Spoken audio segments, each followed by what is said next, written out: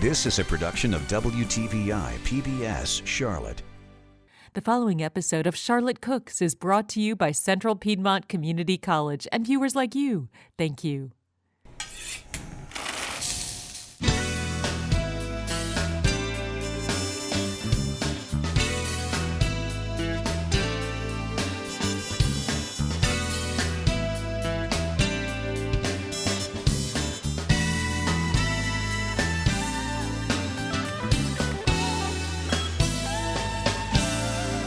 Hi, I'm Chef Pamela Roberts, and welcome to this edition of Charlotte Cooks. I'm so glad you're with me today. We're going to do some fun things with bananas. So if the only thing you've ever done with bananas is slice them up and put them in your cereal, today we're going to do some fun dessert things with them. We're going to take them, we're going to make frozen banana chocolate-covered popsicles, and then we're going to make some roasted banana splits. We're going to make some chocolate ganache too. What's ganache? Oh my gosh, it's like a really fudgy chocolate sauce, and that goes so good with these bananas. So we need to get started because we're going to run out of time if we don't. Okay, so first thing we're going to need to make our chocolate-covered bananas, frozen banana. These are so good. I don't know if you've ever been out there and bought them out in the public, but they're so easy to make. You're going to love it. So what you need to begin with is a cup of chocolate chips and a can of coconut milk. And this is like a vegan recipe. There's not going to be any animal products in here, so there's no reason that vegans couldn't have this. But I'm not going to tout it as a vegan recipe because a lot of times people go, oh, vegan, I don't want it. But why not? This is delicious. It's absolutely delicious. So the first thing that we're going to have to do is get our coconut milk up to a boil. We are going to take our chocolate chips and put them in a nice big deep bowl. So while we're waiting for our coconut milk to come to a boil, we're going to get our bananas ready. And so what are we going to choose for our bananas? Well, let's talk about bananas a little bit. Bananas can come in a lot of different forms and formats. We have these little things. These are, some people call them horse bananas. These are plantains. They're very tough. They've got really thick skins on them.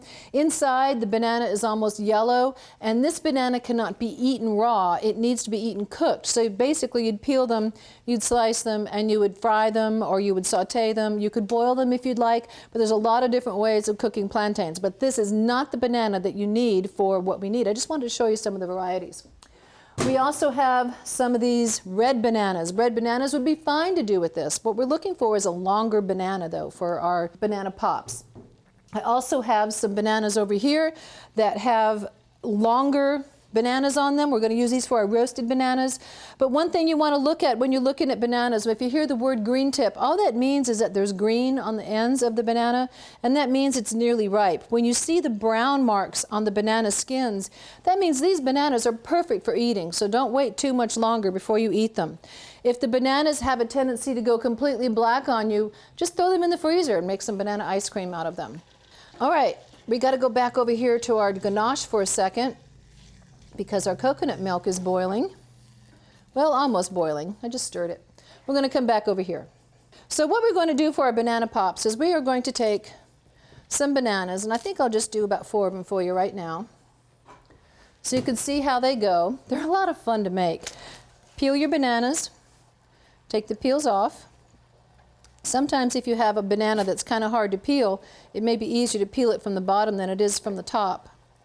We're going to take all our little strings off while you're keeping an eye on your coconut milk here. But it's boiling already. It's spitting at me. Okay, so as soon as this is boiling, all we're going to do is take it and we're going to pour it over our chocolate chips and we're going to stir. Our coconut milk is boiling, so I'm going to set my bananas off to the side so I can show you here what we're going to do. We're going to put our chocolate chips in a bowl. We're going to take our boiling coconut milk, and we're going to pour it over our chocolate chips. Now typically, chocolate ganache, it's also called the chocolate sauce, when it gets cold, it gets nice and thick like fudge. It's basically cream and butter and chocolate melted together. And so what we have here, instead of using cream and butter, what we're using here is just coconut milk. There's plenty of fat in the coconut milk, and chocolate. Now, I like using the dark chocolate chips, the really dark 60, 70, 80% cocoa. Are really, really wonderful. And all you have to do with this to make this is just stir it up until it is completely melted.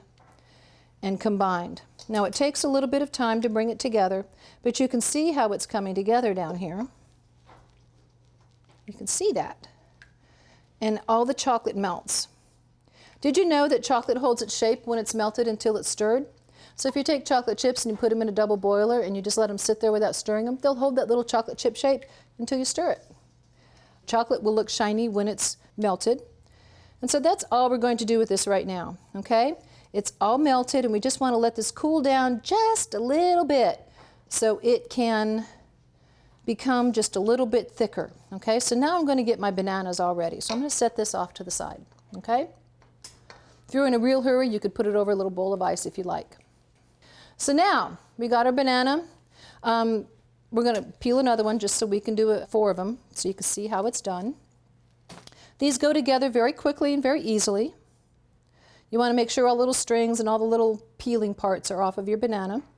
And then we're going to take it and we're going to cut it in half.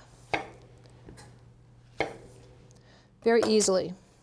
Now, you need some skewers. You can use popsicle sticks. I've got these little bamboo paddle skewers that we use for sandwiches and different things. These work just fine too. So with the cut end of the banana, all you're going to do is stick that up inside the banana until the banana is nice and secure. Okay? Just like that. So we got 4 of these going. There you go. Kids love these. I love these. These are so good. And you know, if you have any left over, like if there is such a thing, I think that's a myth. If you ever have any of these left over, you can take them and puree them and they make a fabulous, fabulous ice cream. Now I have my bananas all cut. I'm ready for my chocolate. My chocolate has cooled down, so now I'm going to dip my bananas. Now there's a little bit of a trick to this. And a lot of times if you're using like and if you had a heavy bamboo skewer that's round, you could certainly do that. But the trick is not letting the banana fall off the stick. All right, so we're going to put these, dip these into the chocolate, and go ahead and leave your spatula in there so you can splash that chocolate up all over the banana. Okay, now instead of holding it like that to let it drain this way so that it's not going to fall off the stick while you just bounce it a little bit. Now over here in this container, I have a mixture of toasted and ground nuts. Here I've got almonds, cashews, pistachios, and pecans. And you can use any kind of combination that you want. You want to grind them up so that they're kind of coarse still, but you know, still kind of fine. Okay, now that my banana has dripped, all I'm going to do is put it in these nuts and cover it up. Now, here's what you have to do to make sure that the nuts stick.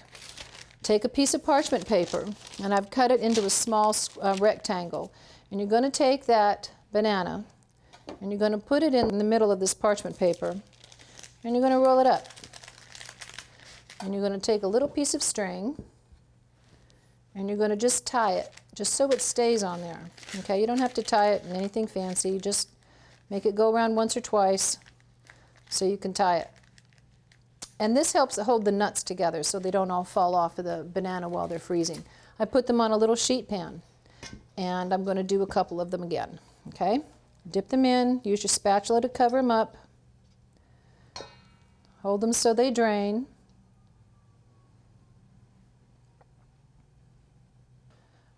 All right, and then I'm going to dip it into the nuts again. Okay, wrap it up. Give it a little tie.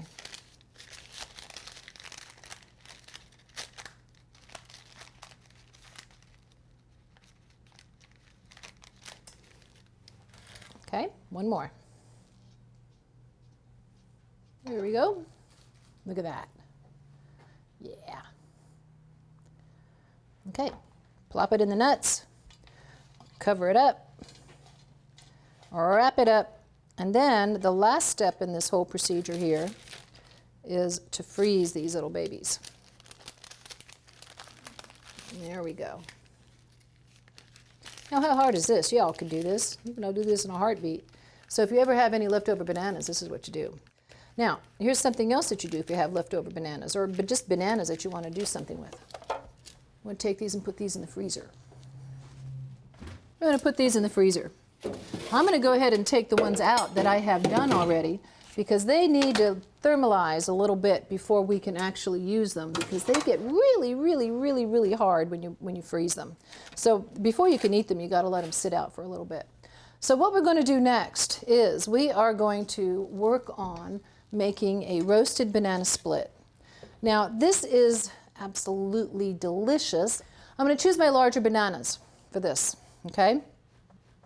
Now, the trick about using your larger bananas and making the roasted banana split, all you're going to do is you're going to cut a little bit of the tip off here just so it's nice and fresh looking and it doesn't look all ragged like you have on the top of the bananas. You get them from the store. You're going to take your knife and you're going to open the banana. See how I put that little cut in there? Okay? Now, you're going to take your fingers and you're going to loosen the skin up around the banana. And you're also going to open the banana up in the center, okay? Now, what you have there is a banana that's ready to be loaded. So what we're going to load it with, some chocolate chips down the center, okay? Because who doesn't like chocolate chips? Now, if you had some chocolate ganache or the chocolate sauce that was cold, you could use that too. But, you know, I think part of the fun of this is the lovely bit of chocolate from the chocolate chips. Now, this is how we're going to roast them. Let me just do another one here.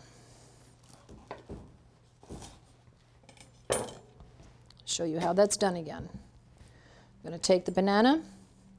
We're going to open it up with the knife. Now, you're not cutting all the way through. You're just cutting down. You're going to open this up with your fingers to loosen the skin from around the banana. Trust me, you want to do this while the banana's cold before it's roasted, because when that banana's hot, you're not going to be able to touch it, okay? Just going to open up the banana on the inside, and we're going to put some chocolate chips in there. And once again, if you like milk chocolate, you can use milk chocolate. And there's a lot of different kinds of chips you can use. If you wanted to use the butterscotch chips and cinnamon chips and things like that, you certainly could too, because that would all be delicious. But our theme today is chocolate and banana. So we have those done. The next thing we're going to do is we're going to take these bananas, we're going to wrap them in tin foil. Now here's a question I get asked all the time, and I don't understand why I get asked the question all the time. It's like the chicken or the egg. Shiny side up or dull side up? Dull side. I always put the shiny side on the inside so that the heat doesn't get reflected off. Whether that's real or not, I don't know, but it makes sense to me in some way, shape, or form. So I'm going to take this and wrap it up in tin foil.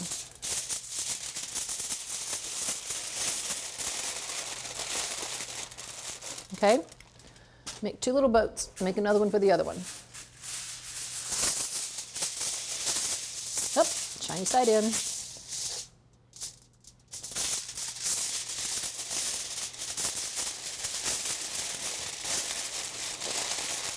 And now you're going to put these on a sheet pan. You're going to put them in a 350-degree oven for about 5, no more than 10 minutes, okay? All you're trying to do is get that banana hot and that chocolate melted. So in the oven they go.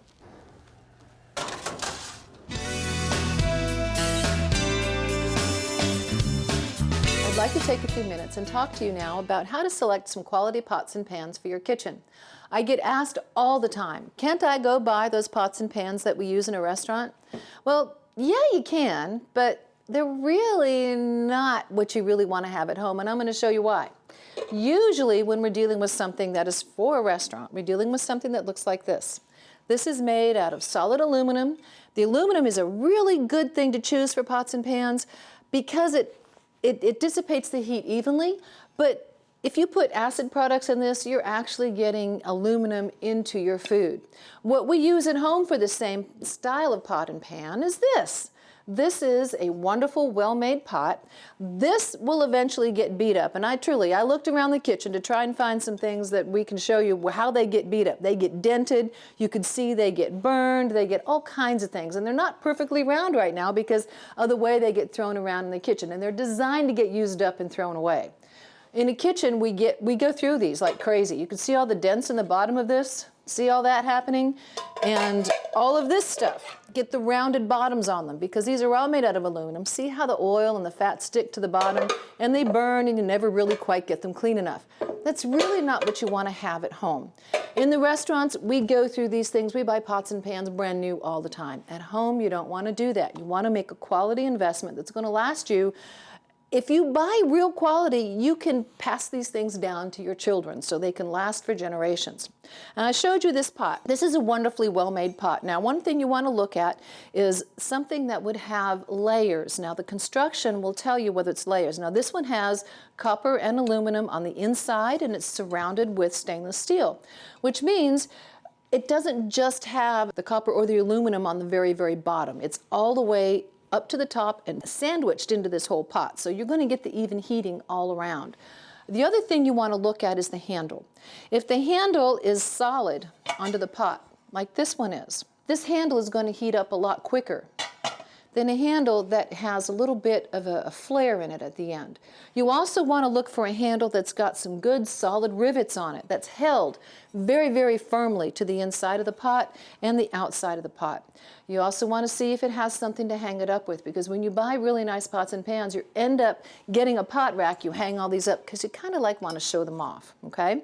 When you're buying a set, you want to find a lid that fits nice and tight. And personally, I really like finding kinds that have glass lids, because then you can take a look at it and see, is the water already gone from the rice instead of having to lift it up and check? That way you can look and see how your cooking is going without having to lift the lid and lose any heat or any steam. Another thing you might want to look at is a good non-stick frying pan for things like eggs and omelets and things that are kind of delicate. You can use these pots and pans very, very easily. You can see the disc that is on the bottom of this pan. This is different than this pan.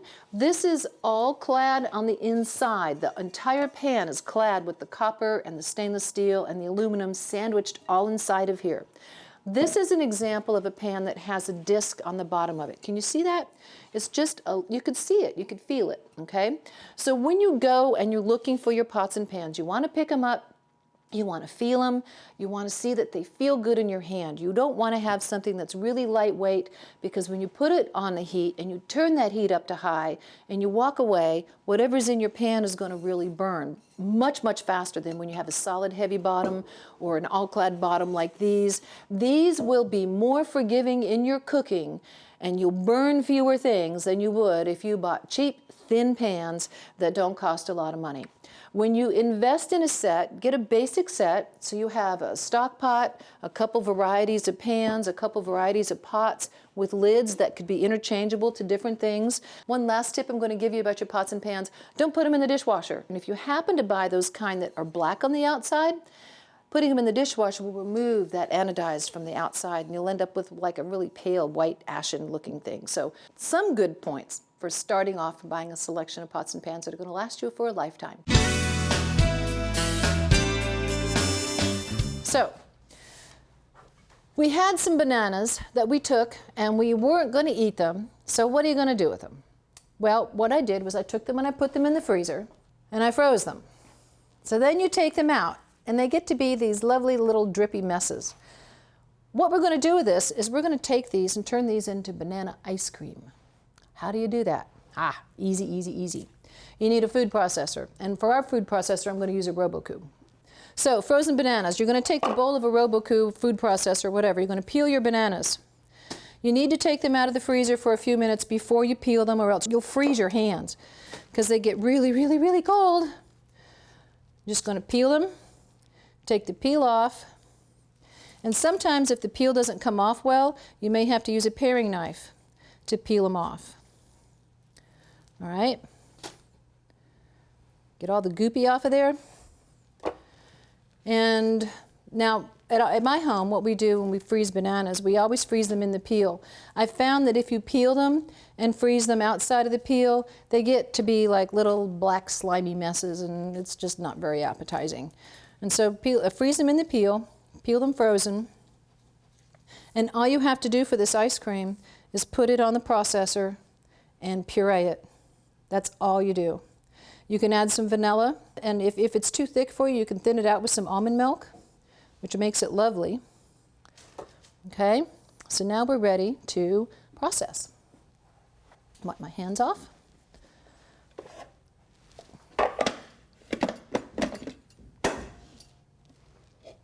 All set.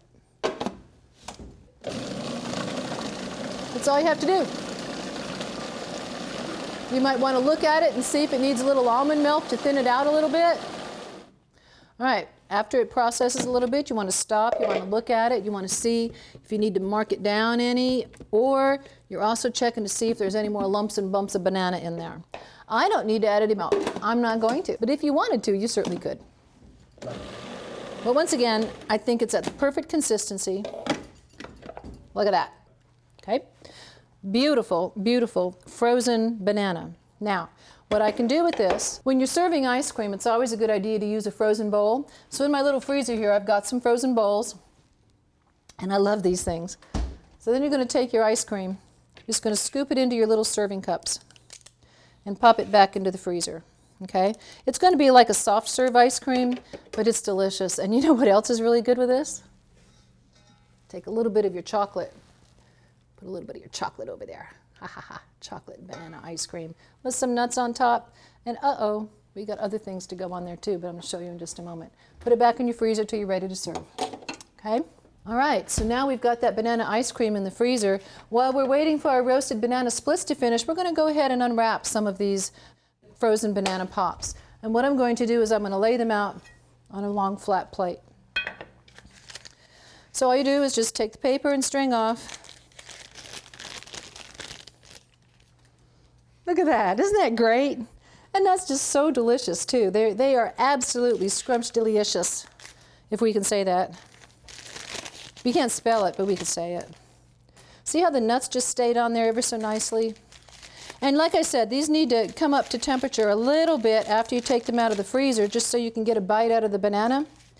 They're so good, folks. They're just so good. We love to eat them. And they're much better for you than just a popsicle, which is just frozen sugar water. And you actually get some nutrition from the nuts and the bananas and the dark chocolate. So it's actually good for you. Give them to your kids. Give them to your husband. Give them to your wives. Give them to your children. They will love them, love them, love them. In fact, I want to eat one right now, but I don't think I can, because then I wouldn't be able to talk to you. All right, this is the last one. Voila! There we go. Here are our frozen banana chocolate nut popsicles. Don't they look great? Aren't they fun? So next we're going to do our roasted banana splits, okay? I'm going to go ahead and pull these bananas on out. And we're going to get a small little plate that we can put these things on. This is going to be the fun part. I've got some of my chocolate that's nice and firm. I've got some frozen vanilla ice cream here. I'm going to take my bananas. Ah ha ha! Look at this. Look at this. Look at all the chocolate melting. You get some banana juices going on in there. Look at how nice and steamy hot that is. Oh my goodness. Oh my goodness. Yummy. So I'm going to put a spoonful of this on the end.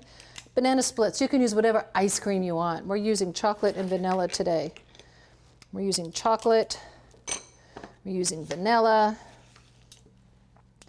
Put that on there. Oh, yum. Look at that. Oh, yum. Next, we're going to get some other things. You can use any ice cream you want to on this. We're going to take a little bit of our warm chocolate ganache, spoon a little bit over the top. You know, chocolate sauce, banana splits. How can you not? We're going to take a little bit of coconut whipped cream. Coconut whipped cream is just coconut milk that you have gotten very, very cold and whipped. We're going to put a little bit of this on here because it's just so good. Doesn't it look like a decadent banana split? Next, we're going to take fresh cherries, folks. Don't use those neon colored garbage things. Use fresh cherries. And we're going to take a few of our nuts and sprinkle it on top. Now look at that. Then you eat it. And it's wonderful. It's wonderful. It's absolutely wonderful because it's a roasted banana split. You got a hot banana, you got hot chocolate sauce.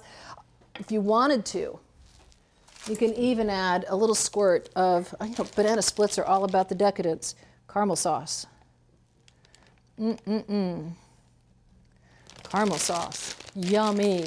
Look at that. Now, anything else you wanted to put on there? Add it, because it's all about decadence. And there you go. We have our roasted banana splits. Here's another one. It's already melting all over the place, but it's delicious. We have our frozen banana pops and our banana ice cream. Yum, yum, yum. I hope you try one of these recipes. None of them are very difficult. The bananas, the frozen bananas, that's just like awesome in the summertime. It's awesome in the wintertime. It's awesome in spring. It's awesome in fall. Anytime is a good time for those. Those roasted banana splits, try those. Put a pound or two on you, but if you're ready for a banana split, go ahead and have one. And make it roasted and make it delicious. And those leftover bananas, stick them in your freezer and make that banana ice cream with. It's just as good as what you'd get at the store without the cream, without all that extra fat in there, without the extra sugar. So please try these recipes. I hope you enjoy them. Let me know how you like them. You can find our recipes on pbscharlotte.org. And if you'd like to, you can email me at pamela.roberts@cpcc.edu. I'd love to hear from you, and I'll send you recipes if you email me. Thank you very much for joining me this time on Charlotte Cooks. I hope you enjoy your bananas outside of your cereal. Bye-bye now.